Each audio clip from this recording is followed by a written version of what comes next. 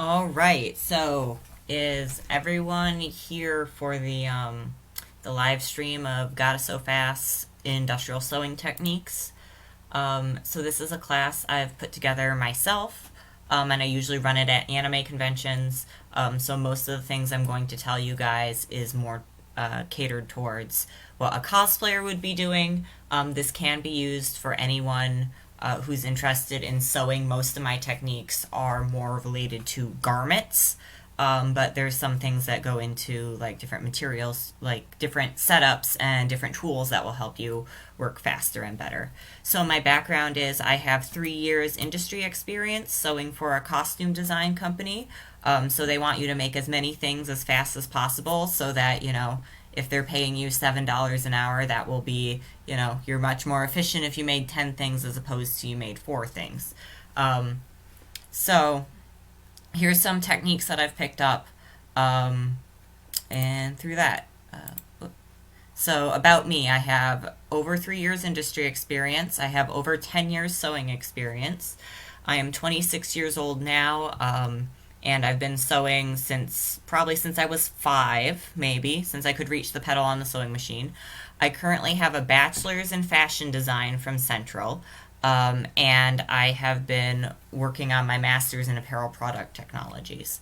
Neither of those things are things I would really encourage. I did not feel like they helped me at all. I felt like actual industry experience helps you the most.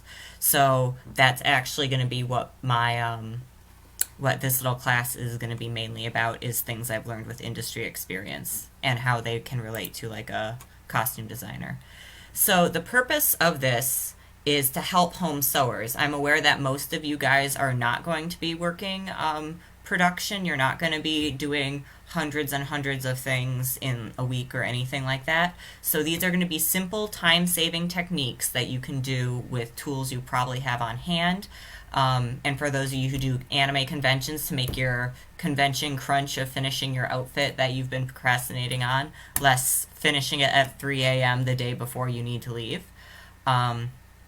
Some of the things I'm going to teach you are also going to help you make a more professional looking product, and it's also going to teach you how to more easily duplicate pieces, let's say if you need several copies of the same thing. Alright, so I've split this into several sections. The first one's going to be like organization of like your workflow, your space itself. Cutting and patterning techniques. This is like how you're laying out your pieces and like getting actual production, and then the sewing, which is your hands-on construction. So if you see, only 1/3 of this is actually going to be how fast you're feeding your fabric through your sewing machine, because you can make your workflow much more efficient on other steps before your things get to your sewing machine. So this is also called lean manufacturing, and during my internship with Embraced in Comfort over by Bay City, Tina, who owns the shop, has taught me a whole bunch about lean manufacturing. So check out her company. She does really cool like scoliosis related garments, and she's a really cool person, and I think she does some of her own workshops. So this workshop is keeping in mind that home sewers have less space than a big production company. They usually have very little money that they want to spend on like new products that they, because they don't sew as often. So a home sewer is usually doing this as a hobby, and they're not sewing to make a profit, so they don't want to invest a lot of money into getting a whole bunch of things. So for the fact that they're, a lot of the time a young person is like having an apartment, or you have your one sewing room and that's it. You don't want big bulky special equipment, and you want something that's easy to take out and put away when you're done with it, whether or not you're completely done with it. So I'm going to give you some equipment recommendations. So I know I have a photo of this right here, but I also need to point out that these scissors right here are not good scissors to use. These are made out of a very low quality metal. And I will be talking about qualities of metal a little bit later, but these are low quality metal. There's a reason professional sewing scissors are going to be like $20 to $40, is that just like a cheap kitchen knife, it's not going to hold an edge, and it's going to make your whole job a whole lot harder. So just buy the nice scissors. That's the only thing I'm going to really tell you. So to make life easier, even with your really nice scissors, I suggest buying a scissor sharpener. So this is a really small item. It fits in your hand, as you can see, and you put your scissors through there. It also doubles as a knife sharpener over here. So that will, you know, it's about $7. I know I said you don't need to buy a whole bunch of expensive equipment, but this will be really useful for all the scissors in your house, not just your sewing scissors. Because everything will need to be sharpened when it gets dull. Because cutting things with dull scissors, it just takes a lot of time, it's less accurate, it's just much nicer to work with that. Make life easier, also buy your quality scissors. So if it's over $20 for a pair of scissors, they're probably okay. If they're under $20 for a pair of scissors, I really don't trust that metal, and it probably either doesn't sharpen well or doesn't hold an edge. Another really useful tool to make life easier is your hem gauge. So this is like a little tiny tape measure that has like a slider on it, so you can easily mark where you need on it. So these are about $1 or $2 on like AliExpress or something. And then as far as pins go, sewing with pins, most people sew with pins. As you get better, you should be able to use less pins because pins are essentially training wheels holding your fabric pieces together. So there's no shame in needing to use pins, but that's one more step for each pin that you're putting in. I like using quilting pins because they're nice and long, and they've got a big bead on the end that I can easily grab, not like these little tiny pleating pins where, you know, I can lose them in my fabric and they're kind of tiny and hard to maneuver all over the place. Overall, a long quilting pin is more efficient for me, but you need to find what works for you. I also find a magnetic pin cushion or just a magnet in general is super useful in efficiency because we've all knocked over our pin box and then there's pins all over the floor, and that's not a lot of fun. So with a magnet, you can just like wipe that magnet over the floor and then all your pins are back together. And if they're on the magnet in the first place and you drop the magnet, less of them are falling off. Also, cheap, thin, like blackboard chalk is super useful for marking like this is the wrong side of the fabric or whatever, and since it's chalk it washes out. So for all of you who are working with like jersey knit or like a twill or something that has a different front and back weave but it's not super apparent that you can sometimes get it mixed up, take your cheap thin chalk and like just make some ugly like squiggles on the back of your fabric so that you know that this is the ugly back side, and then you can either brush it out or wash it out when you're done. Also on the note of pins, so I'm not going to tell you guys to go out and buy a whole bunch of different pins, but you're probably wondering like, why are there so many different types? So there's advantages and disadvantages to each type of pin. So a T-pin usually holds something a lot bulkier. That's usually used for like upholstery and whatever. Similar with a fork one. But yeah, so each of these and satin pins will be a lot thinner, and so they'll make less of a hole in the satin, but because they're thinner, they might bend or move out of place with denim and whatever. So each type of pin is better for a different type of job, but I find it most efficient to just use my quilting pins, and I have some satin pins for backup if I need. So then number 2 thing, well, actually this goes with number 1 of have good equipment. You need to take care of your equipment. So I've done sewing machine repair for over 5 years, and I've worked on the lab machines for the Central Michigan University. Taking care of your equipment is the most important thing you can do. Your sewing machine, like your car, has a bunch of moving parts in here, and those parts need friction protection on them. So read your user manual and see where it needs oil. And if it does need oil, you need to oil it every 10 to 15 work hours or about as often as you change the needle. Some people change their needle every project, every 5 hours. I usually let my needles go to about 10 to 15 hours, which is pretty long for a needle. But yeah, a sharper needle can also improve your finish quality. Because again, this is like the sharper knife sort of deal is it's going to work better when it's sharper and newer. Degunk and dust your machine, because as we were saying with the friction issue, right underneath this throat plate, you'll get a whole bunch of fuzz coming up in there, and that can jam up your machine and impact how well it's going to be working. And so these are basic maintenance things that once you're good at it, it should take you 15-20 minutes to do whenever you need it. Keep spare needles on hand, because, you know, we've all been working on a project, snapped our needle, and then we have no more needle. And if your machine comes with quick release feet or an option for quick release feet, that will be super useful. So you can swap from like your standard foot to a zipper foot with just a little release lever. And you'll know if your machine doesn't have a quick release foot because it will have like a screw that you need to fully undo to get to that. Also, equipment troubleshooting, because there's nothing like not being able to start a project or finish a project due to the machine being really, really weird.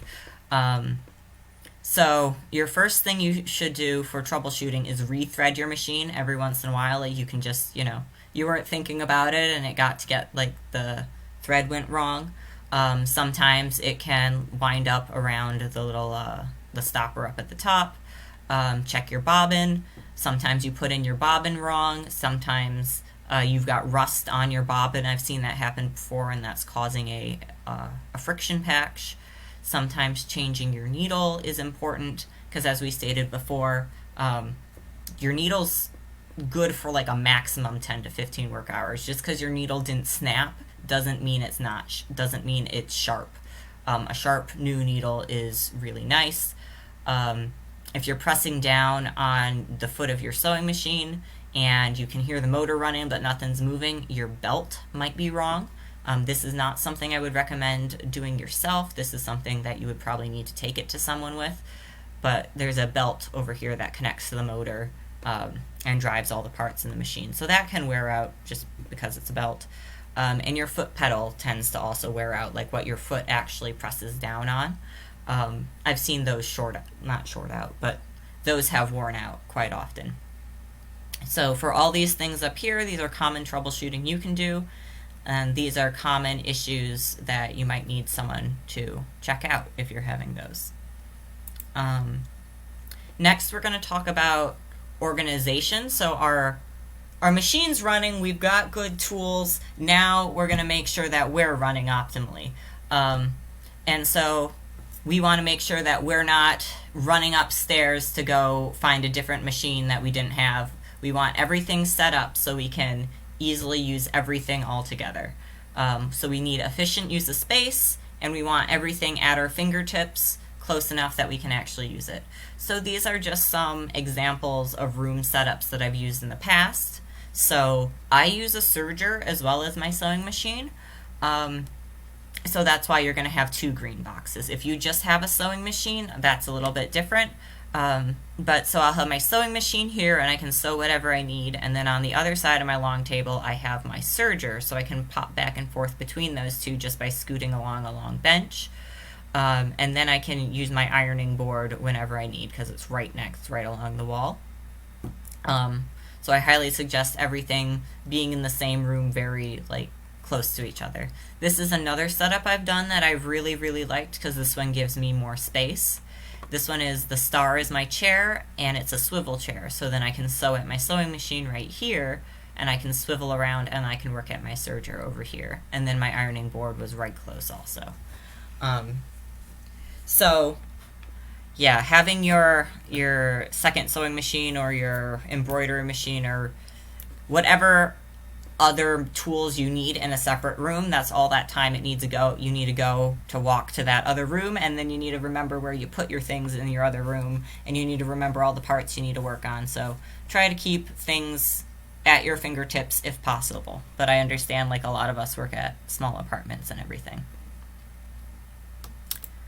Okie dokie, so now we're going to talk about some main differences in industrial sewing versus home sewing, and I would say that they are conceptually very different.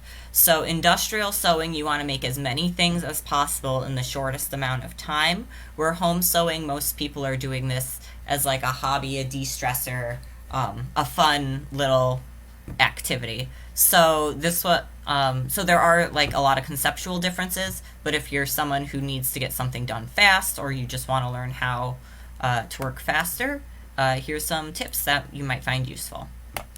So we just covered this a little bit. For home sewing, time is not a factor usually until, the play is tomorrow and you only have 3 of the 5 outfits done, and then time is a factor, because those happen if you work theater world. Another issue is that since we're not set up specifically for manufacturing, a lot of times we don't have designated places for tools. So a lot of the time it's, where did I put this? Where did this go? And everything all over the place. Industrial sewing, a lot of time is money, and you are either paid by the piece or paid by the hour. And materials, at least if you're paying a worker in the United States, are always going to be worth less than the person's time. So we really want to make sure all the time our worker is spending is very, very useful. So we have designated places for all of the tools, and you want to work fast and accurately, because if you made it fast but you made it wrong, you still don't get, your company doesn't profit off of that. So overall, a lot of the home techniques, if you did that in your industrial setting, your boss would tell you, go home, you are wasting my time. So what makes home sewing slow? Aside from previous factors, because we want to figure out what makes it slower than industrial sewing so we can figure out what to do to make it faster. So I've seen some people do outward notches for the when they're cutting out pattern pieces. So instead of like cutting the outline of your shape and then cutting a 1/4 inch into your 1/2 inch seam allowance, a lot of the times I'll see people do like a big spike coming outwards, and that's a lot of wasted time, because you needed to stop what you were doing, cut upwards, cut downwards, and then go back to what you were doing, instead of cutting out your whole piece in one step and then cutting your notches tiny. Also, what makes home sewing slow is pressing as you go. So pressing is very important in sewing, because you need to press your seams to make sure they're nice and flat, and that everything's laying right before you sew a cross seam. But what you want to be doing is sew as many seams as possible before they're going to cross each other. So my example of what it would mean of like cross each other. So let's say you're sewing a blouse, and so you sewed up the shoulder seams, and then you're going to sew the neckline in. You can't sew the collar in until without going over top of the shoulder seams. But if the shoulder seams are not pressed, they're going to be bubbly and not look right. So what you would want to do is you'd want to sew the shoulders, sew like maybe your center back, your side seams, everything that's not going to interfere with the collar, and then press all of those together, then sew in the collar, and then press the collar, if that makes sense. Another thing that makes home sewing slow is the excessive use of pins. So we've touched on this a little bit beforehand. There's nothing wrong with using pins, but using pins is kind of like training wheels. Eventually, as you get better and you learn how to control how your fabric's going under your machine, you should need less of them. So when I'm sewing something like a long skirt, or like the side seam of some pants, because that's relatively, people can imagine how big a side seam of pants is, I don't need to use any pins when I sew the side seam of pants, because I know that each piece is as long as the other. So as long as I match up the front and match up one end, put it under the sewing machine, hold the center with my fingers and hold the back with my fingers, I know that they're going to be the same size, and then I'm careful how I sew it through the sewing machine. But there's nothing wrong with using a couple pins. If you do want to try to challenge yourself, give yourself a set number of pins you're allowed to use per seam. Let's say like you can start at 10 to 15 per seam or something like that. And then as you feel like you're getting better, start taking away 2 pins and see how you go. I know some women who only sew with like 5 or 6 pins. and that's their preference. And I think that that's a that's a reasonably small amount of pins if you're trying to learn to not sew with pins. Well, sew with less pins. Um, Another thing that makes home sewing slow is a lot of specialty needles. Um, so if you're going for a really, really specialty fabric, like a super duper lightweight chiffon or like a super heavyweight denim, yes, I would go with a special needle. But for the most part, my default needle is like a ultra sharp titanium. I don't remember the brand, but it's like an ultra sharp titanium thing. And so I just use that, and I don't worry about swapping that out unless I'm sewing on something really weird. Another thing that makes home sewing slow is a whole bunch of hand stitches. I don't care how good you are at hand stitching. If you are better at hand stitching, if you are faster at hand stitching than your machine is at sewing, your sewing machine is broken and you should probably get that checked out. So hand sewing has its time and place. A lot of couture and like custom work has hand sewing in it, but it's not a lot of bang for your buck if you're paying someone by the hour. So if you're sewing something that's very time sensitive, just don't hand sew it at all. Like you can even sew flat top buttons on your sewing machine, and you don't need to worry about sewing those by hand. Same thing with buttonholes, like you can do those with your sewing machine. Also, trimming your seam allowances. So most of the time our standard seam allowance is 1/2 inch to 1/4 inch, something along those lines. So if you have it cut at 1/2 inch already, but you know you needed it trimmed down to 1/4 inch, when you're cutting out those pattern pieces, instead of cutting it with 1/2 inch seam allowance, cut it with 1/4 inch seam allowance, and then you won't need to trim it afterwards. So that's pretty self-explanatory. If anybody wants to like message me after this, let me know.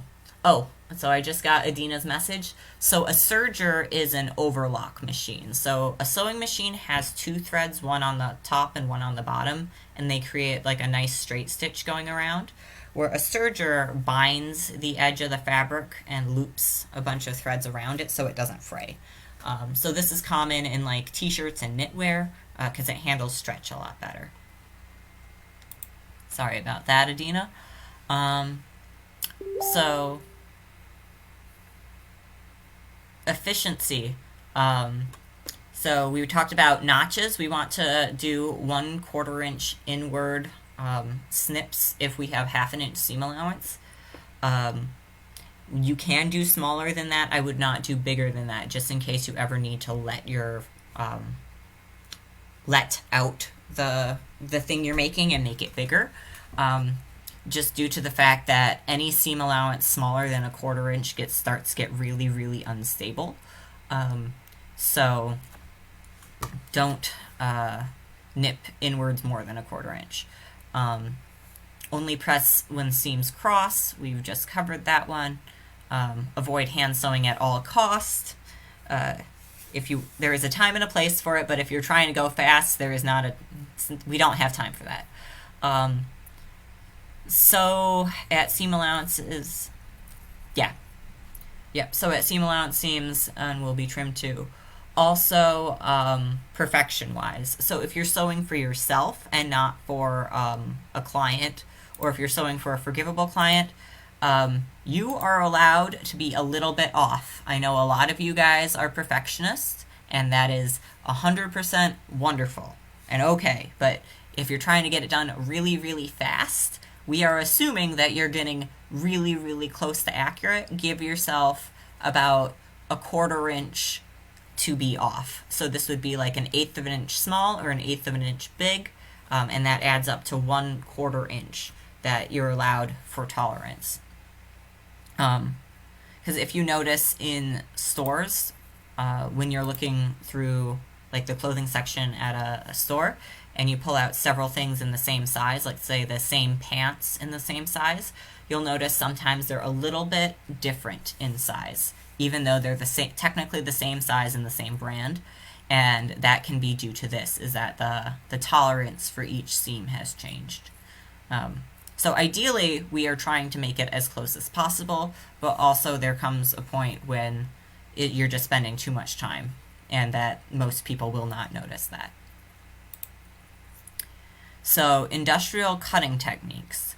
So a lot of the times, if you're making multiples of the same garment, you're going to stack cut it. So a lot of you guys already do stack cutting, which is when you're cutting out one pattern piece, but there's 2 layers of fabric, and then you get 2 pieces. So like if you're cutting out sleeves, a lot of the times you'll stack cut that. Feel free to stack up your fabric and do it more. So let's say you can have 4 layers or 6 layers of fabric, and you can cut all those out. This really only works if you're making things in the same size, but let's say you're doing a dance team where all of the girls are like a size 4, or then you can cut out all of their leotards all together without cutting them out individually, as long as everyone wears the same size. So as far as patterning goes, you can always simplify the design you're making if you are making your own design. So additions like pockets, like pocket flaps, adding a lining takes a lot more time. So if you're doing things specifically for costume, not all of these things are going to be seen. So a lot of the time the lining won't be seen. Most of the time for stage wear, people are going to be about 10 to 15 feet away from you, even if they are in front row. And if your actor's going to be running down the aisle and like talking to people, they're only going to be there for less than a minute. So most of the time you're not going to see all of the super duper little details. So also 1/2 inch seam allowance. I see some patterns have like 5/8 seam allowance, which is just really funky. Let's not mess with eighths. Eighths are just kind of frustrating. They're too small to care about. 1/4 inch for enclosed seams. So like anything that would be on a curve, make sure it's at 1/4 inch, because all that extra area keeps you from having a nice smooth curve on your seam. And keep cardstock copies of patterns that you use all the time. So that would be, let's say you do princess parties and all of your ball gown skirts are the same. Then I would suggest keeping that copy instead of folding up your paper pattern and, getting it all crumpled up and then unfolding your paper pattern and needing to iron it out, and just have a nice flat cardstock copy you can trace around and cut. All right. So pattern cuttings.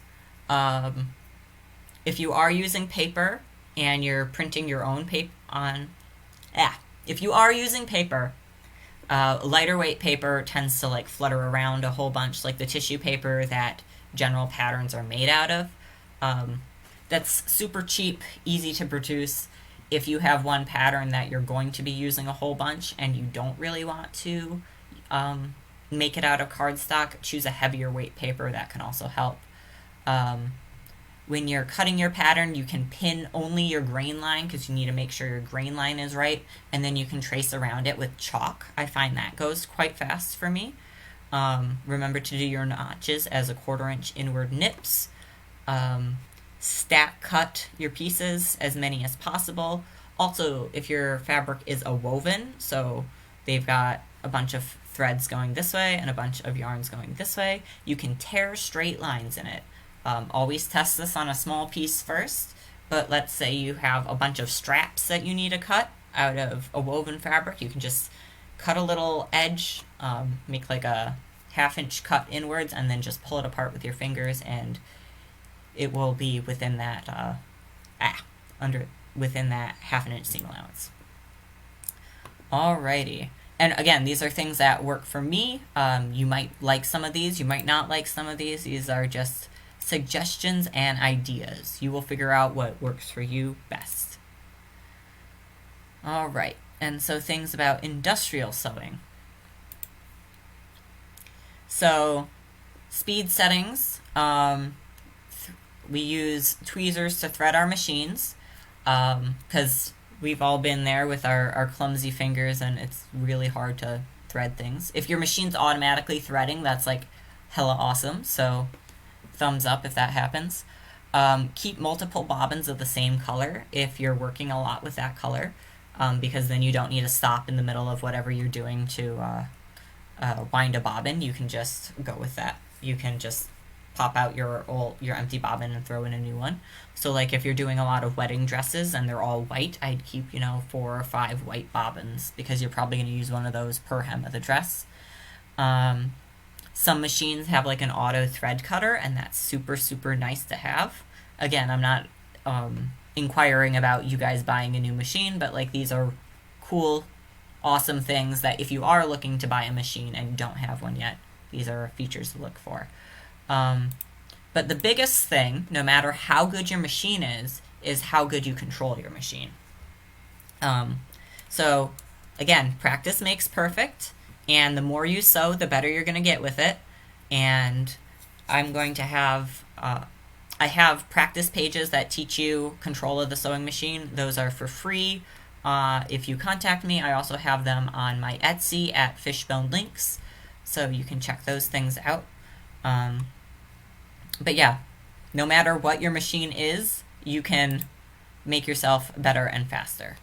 So we were talking a lot about pins before and learning to make things fit. So the thing that pulls your fabric through your sewing machine are these little grippers right here. And these kind of move in like a rowing motion, and these are called feed dogs. And if you notice, they're only on the bottom of the fabric. They're only on the bottom of the machine. They're not on this foot right here.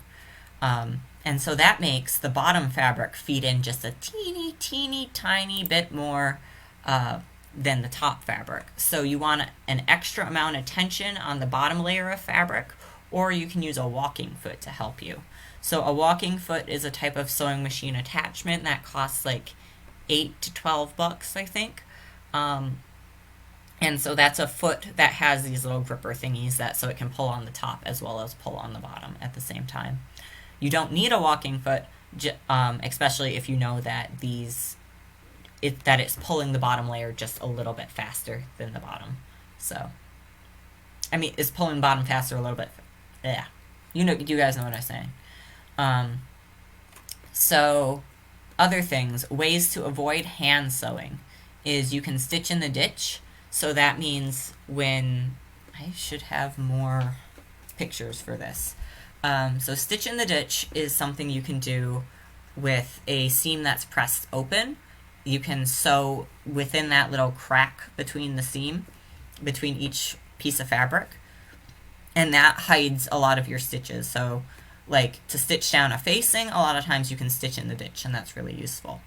A blind hem is a tiny little pinprick of thread, and you can't see it really from the front. So this is usually done on a lot of formal dresses or on dress pants.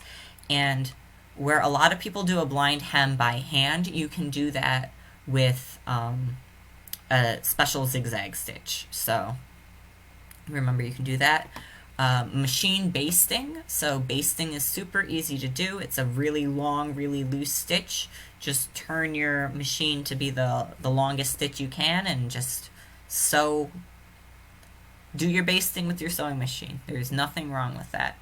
And you can sew your flat buttons with your sewing machine. So like your flat like dress shirt buttons with the open top on them, you can sew those with your zigzag stitch. As long as your length on your zigzag stitch is really short, but it's wide, and do your hand crank a couple times with your hand, just to make sure that you're not going to accidentally stab the button itself, because that would not be good. So hand sewing tricks, because sometimes hand sewing is unavoidable, and that can be like, I do not like hand sewing, but we're going to make it a little more likable. So you can sew with a long tail, and what I mean by that is, so shorter threads will tangle less, but if you know how to handle your threads better, sew with a pretty long piece, about as long as your arm. And then you can make a knot between each thing you need to do without cutting. So let's say we're sewing the buttons up on a shirt. We can sew all of those buttons with the same amount of thread on our hand, and we don't need to clip at the end of each button. We would sew the thread, we would sew one button, make a knot on it, and then just start sewing the next button, and then make a knot on it when we were done, and then finally clip the thread afterwards, because otherwise We are going to be clipping the thread at the end of one button and then making sure it's nice and even again, and then tying a knot and then tying a double knot and then start lining up the next button and starting again. It just takes a lot longer, so these are good things to try. Another thing you can do is if your needle has a really big eye on it, you can loop multiple threads through that eye of your needle. So instead of sewing with 1 ply a thread or 2 ply a thread, you can sew with 4 ply a thread. This doesn't work with all needles, and this doesn't work for all applications, but specifically for buttons, that can work really, really nicely. All right, and as far as ironing goes, keep your iron ready, use as few trips as possible, and make sure there's steam on your iron. Like, steam helps press things a lot faster, in my opinion. Not all fabrics can be pressed with steam, but for cottons and stuff like that, steam is very much a friend. And by keep your iron ready, I just mean, like, if you're sewing and you know you're going to be sewing for like 30-45 minutes, just keep your iron plugged in and preheated instead of you needing to wait the 5-10 minutes or whatever to make it heat up. All right, and then we're going to talk about quick seam finishes. So there's a bunch of wonderful fancy seam finishes you guys can do, but if you guys are under a time crunch, here are some other options. So if you have a sewing machine and not a serger, a normal little zigzag stitch can kind of do the same thing as a serger does. So this binds the edge and keeps threads from just like going everywhere, like fraying. And a serger will do the same thing. A serger will do it a little bit better, a little bit more professionally.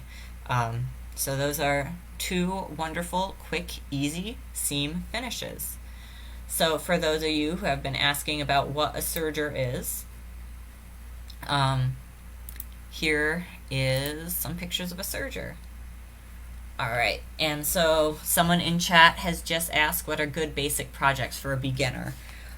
So what I would consider good projects for a beginner, I think an apron is a good one, because you don't really need to worry about sizing on an apron, because it's tie-on, so as long as it's wide enough in the front, you're okay. You have some curve if you want to do like that on the hem. You can add all sorts of little details on it, like bows. You can do pockets. You can do buttons for getting it on and off. There's all sorts of different little variations you can do on an apron for a beginner. A skirt with an elastic waistband could be a really nice beginner project. Again, you can add all sorts of things if you wanted to. And an elastic waistband, you don't need to worry about perfect fit. And if you are working with someone who doesn't like wearing skirts or aprons, I suggest like normal pajama pants is probably the way to put it. Yeah, like an elastic waist, really, really baggy pant.